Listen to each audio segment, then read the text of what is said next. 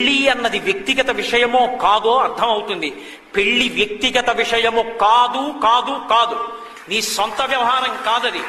నువ్వు ఇష్టం వచ్చిన పెళ్లి చేసుకుంటే గుండెపోటు వచ్చి చచ్చిపోవడానికి తండ్రి ఉన్నాడు, సిగ్గుతో ఏడవడానికి తల్లింది, పెళ్లి అవ్వకుండా ఏడవడానికి అక్క చెల్లెళ్ళున్నారు.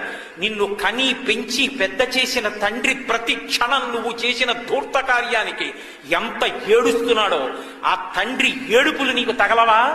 నీకు స్వతంత్రులవా? ఎలా నీ సొంత వ్యవహారం అయింది? అది నీ సొంత వ్యవహారం కాదు.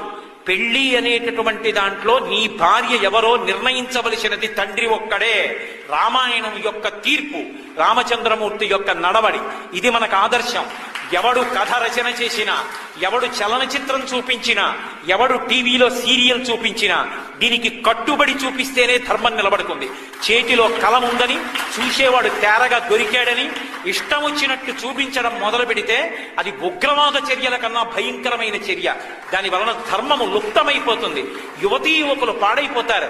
శ్రీరామాయణం ధర్మానికి పట్టాభిషేకం చేస్తుంది.